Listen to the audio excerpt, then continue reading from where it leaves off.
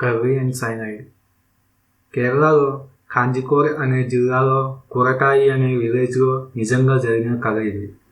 కేసులోకి వెళ్తే జాలీ జోసెఫ్కు, రాయ్ థామస్కు 1997లో పెళ్లి జరిగింది.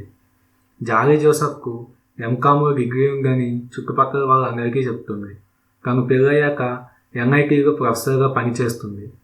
2002లో జాలీ జోసెఫ్ అత్తయ్య అన్నమ్మ థామస్ బయటికి వెళ్ళి వచ్చాక ఒక గ్లాసు వాటర్ తాగి కళ్ళు తిరిగి పడిపోతుంది.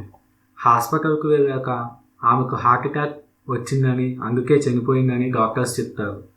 ఇది జరిగిన దాదాపు 6 ఏళ్ల తర్వాత, అంటే 2008లో అన్నమ్మ భర్త టామ్ థామస్ కూడా కళ్ళు తిరిగి హఠాత్తుగా చనిపోతారు.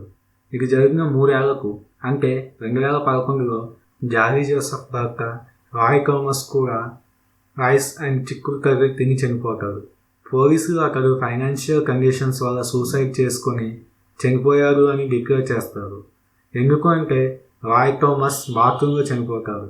బాత్రూంకు డోరు లోపల వైపు నుండి గడిపెట్టి ఉంటుంది. పోస్ట్మార్టం రిపోర్ట్లో పాయిజన్ ఉన్నట్లు తెలుస్తుంది. రాయ్ థామస్ అంకుల్ మాథ్యూ మంజయాగిల్కు కేసులో ఇంకా ఎంక్వైరీ జరగాలని, తనకు ఇంకా అనుమానాలు ఉన్నాయని చెప్తారు.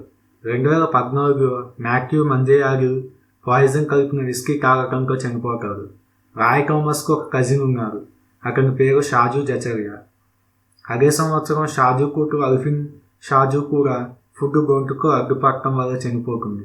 2016లో షాజు భార్య శైలి షాజు డిప్రెషన్లో ఉండటంతో ఒక మష్రూమ్ క్యాప్సూల్ తీసుకోవడంతో అప్పటికప్పుడే చనిపోతుంది. 2018లో Rojo Thomas, Roy Thomas brother, right to information ద్వారా కొన్ని అప్లికేషన్స్ ఫిల్ చేస్తారు. దాంతో అతనికి గవర్నమెంట్ హాస్పిటల్ నుండి రాయ్ థామస్ పోస్ట్మార్టం రిపోర్ట్స్ దొరుకుతాయి. వాటిని చదువుతాడు.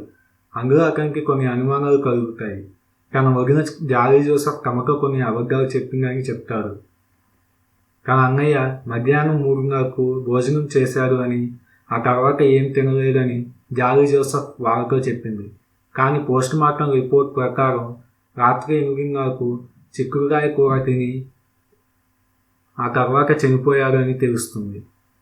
పోలీసులు జాలీ జోసెఫ్ను అరెస్ట్ చేసి ఎంక్వైరీ స్టార్ట్ చేస్తారు. వాళ్ళకు కొన్ని షాకింగ్ విషయాలు తెలుస్తాయి. అవేంటి అంటే జాలీ జోసెఫ్కు MCOM సర్టిఫికేట్ లేదు అని, అది ఫేక్ అని, దాంతోపాటు ఆమె చేసే ప్రొఫెసర్ జాబ్ కూడా ఫేక్ అని తెలుస్తుంది. జాలీ జోసెఫ్ అత్తయ్య అన్నమ్మ థామస్తో జాలీ జోసెఫ్కు ప్రతిరోజు జాబ్ గురించి గొడవ జరుగుతూ ఉంటుంది. అందుకే ఆమెకు సైనైడ్ పెట్టి చంపిందని తెలుస్తుంది. దాంతోపాటు జాలీ జోసెఫ్ వాళ్ళ మామయ్య టామ్ థామస్కు జాలీ జోసెఫ్తో తరచుగా గొడవలు జరుగుతూ ఉండేవి. అందుకే అతన్ని కూడా చంపేసింది అని తెలుస్తుంది. జాలీ జోసెఫ్కు రాయ్ థామస్ కజిన్ అంటే చాలా ఇష్టం. అందుకే ఆమె భర్త రాయ్ జోసెఫ్ను కర్రీలో సైనైడ్ పెట్టి చంపుకుంది.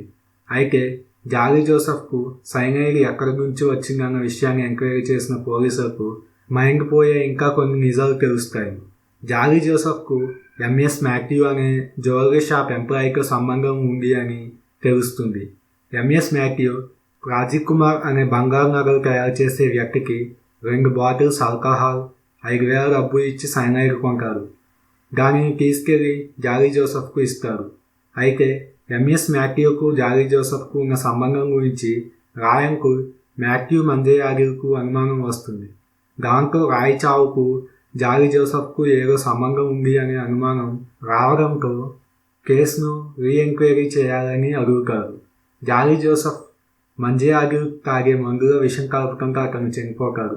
ఒకరోజు రాయ్ థామస్ కజిన్ షాజు కూతురు అల్ఫిన్ బర్త్డేకు జాలీ జోసెఫ్ వెళ్ళి అక్కడ అల్ఫిన్ను చంపుతుంది. దాంతో షాజు భార్య శైలి డిప్రెషన్లోకి వెళ్తుంది.